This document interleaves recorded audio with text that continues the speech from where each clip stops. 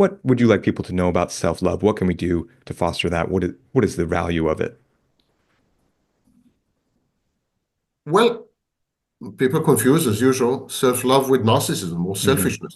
Hmm. They say to love yourself is to be egotistical and disempathic and so on. But of course, narcissism is the exact opposite of self-love.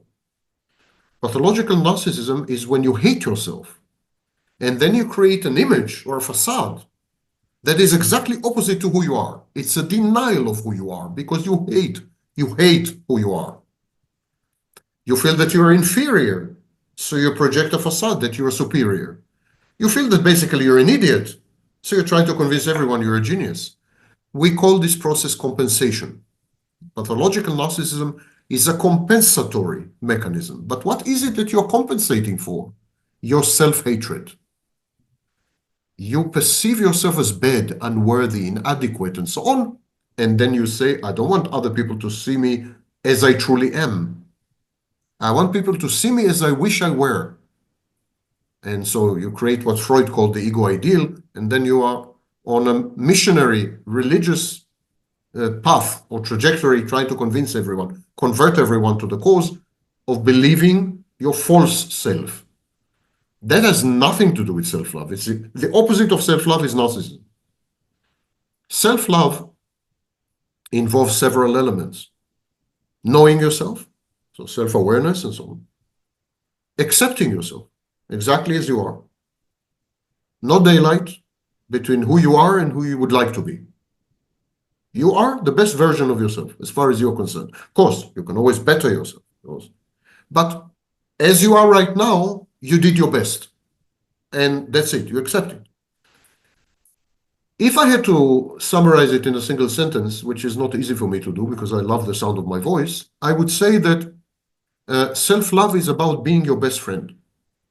Think about how you would like your best friend to be and be that to yourself.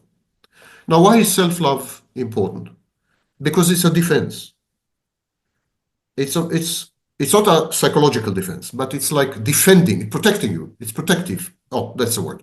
It's protective. If you lack self-love, you're vulnerable. You're vulnerable to people who offer you substitute self-love, like narcissists. You're vulnerable because you're bound to sabotage yourself, self-defeat and self-destruct, because you don't love yourself. You're vulnerable because in the absence of self-love, it's very difficult to maintain a sense of self. So you're beginning gradually to dissipate, like the famous painting by Dali, Galatea, you Mm. molecules. So, self-love is the glue that holds yourself together. That is not Vaknin, that is Jung. Jung suggested that narcissism and introversion are critical to the formation of the self, to the what he called the constellation of the self. So you don't have a self gradually. If you don't love yourself for a very long period of time, you don't have a self. And you're amenable to outside influences that shape you and reshape you, and you begin to shapeshift. You begin to be ephemeral, fuzzy, like a cloud. You become a cloud. Self-love is the glue that holds this together, but self-love is also the glue that holds your relationships together. If you don't love yourself, there's no way on earth you can love other people. The first experience of love is self-love. It is like a training camp, a boot camp. If you didn't go through this boot camp, you would never make it to the infantry. So self-love is the boot camp of love. If you didn't go through it, graduated, no way. You're never going to love. You are going to convince yourself that you're in love or that you are loving, but it's not love. This will be substitute. These will be imitations, cheap imitations, and they will get you in trouble. The inability to identify true love, especially in other people, is the recipe for disaster in personal life.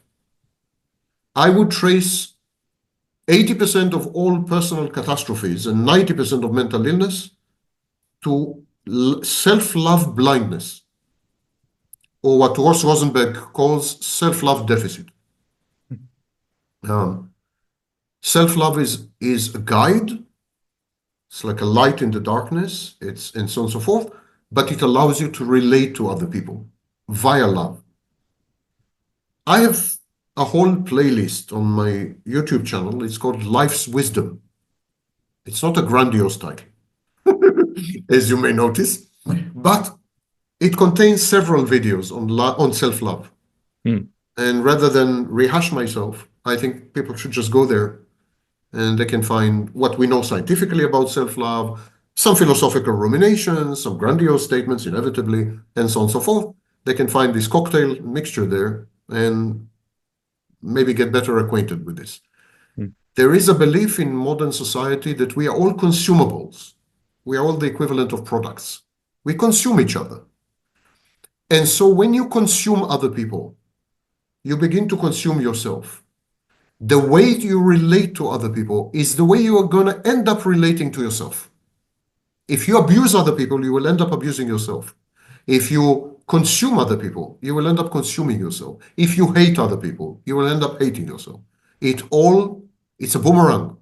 You're going to pay the price for your choices on how to relate to other people.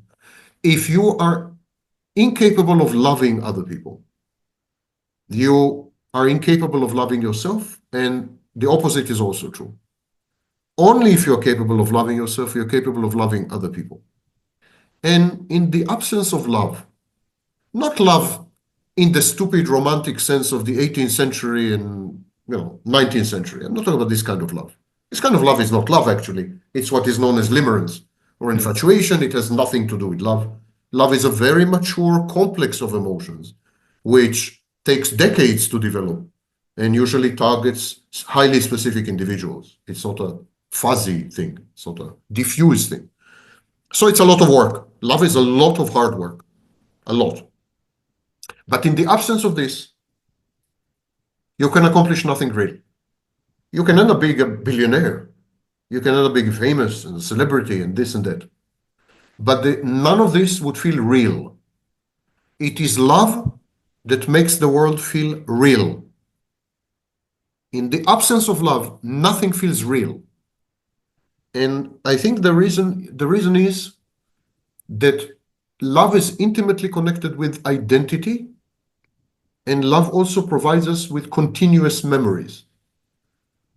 We know that when we're in pathological states of mind, our memory is discontinuous. We know there are memory gaps. This process is called dissociation.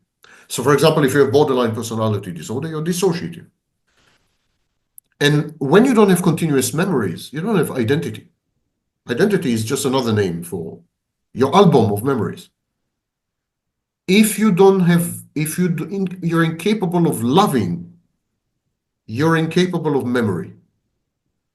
We now know that the only way to retain long-term memories is to associate them with emotions. And that the most powerful emotion that induces in us contiguous and continuous memories is love. mm. What do you remember most vividly? Your love for your children, your love for your dog, your love for your wife or husband, your love. Yeah, Most vividly, you remember your love. yeah, You remember other things, a great restaurant, a one-night stand. Yeah, you may remember these things, but they're not really vivid and they fade away with time. Love keeps memories full of color, full of potency. And when you don't have it, your memories fade away, and then you fade away mm. because there's no identity without memory. Well, Sam, thank you for that beautiful explanation, for My this pleasure. interview, for your lectures, your book, and for your rules for going no contact. You've had a tremendous positive impact in my life, and I'm so grateful for this time. Thank you. Thank you for having me and the opportunity. Take care. That was a clip from my interview with Sam Vaknin. Watch the full episode using the link in the description or the box on the screen.